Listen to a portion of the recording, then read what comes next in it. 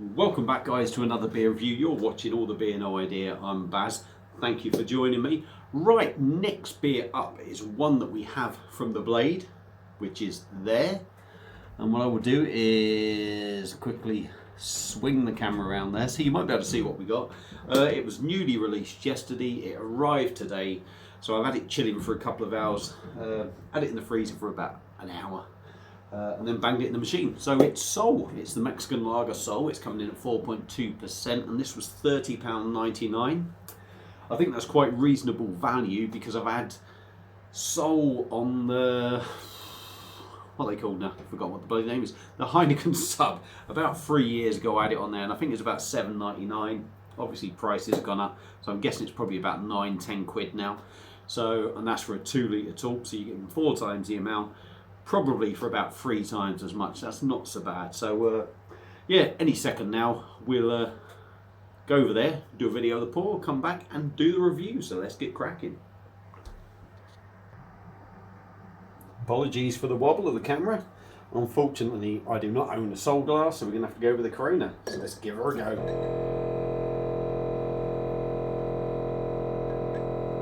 The Blade chills down to 2 degrees, so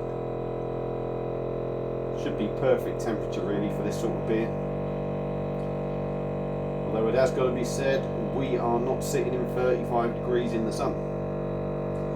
Will that make a difference to the beer?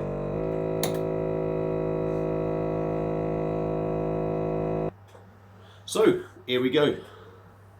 Now this is my second pour from the machine, hence the reason this pouring absolutely perfectly.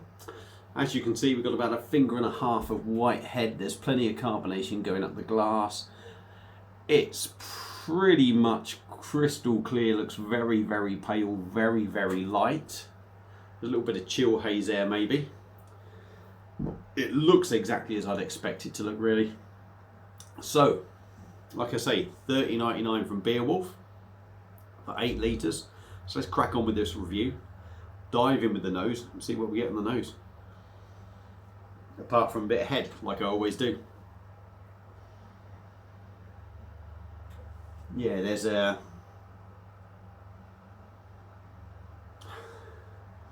malty rice kind of sweet corn aroma, I would say. On the nose, there is a little bit of a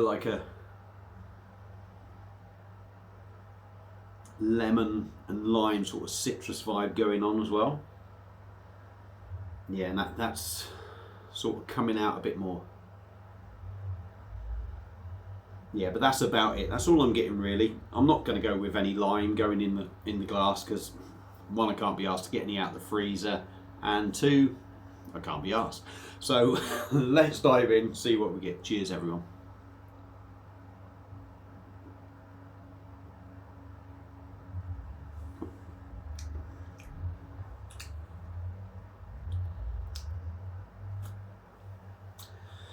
Okay, I'm certain this has been dropped from 4.5 to 4.2, and certainly from what I remember of Sol on the sub, it doesn't seem as good.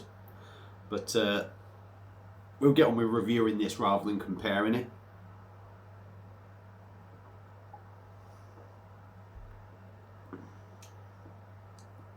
The body is, for me, the body's actually, it feels all right, but it still has a watery feel about it. This beer does. It's the sort of beer that doesn't keep a head as well.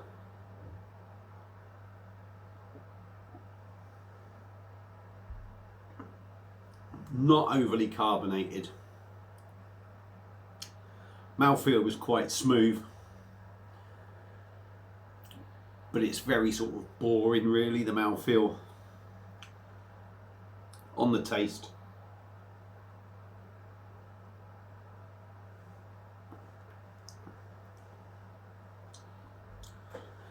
a little bit malty.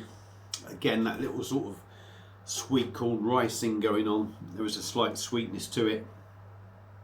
Behind that, you get the lemon sort of lime thing going on.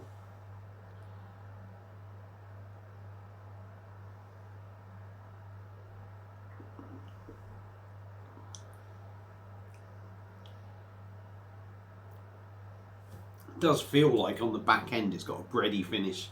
I'm not sure if that's maybe the rice or the sweet corn thing kind of sort of fooling you. I have no doubt that all sort of goes in to save on ingredients and that, but also to fool your mind into thinking it's like a bit of a bready kind of feel. 4.2%.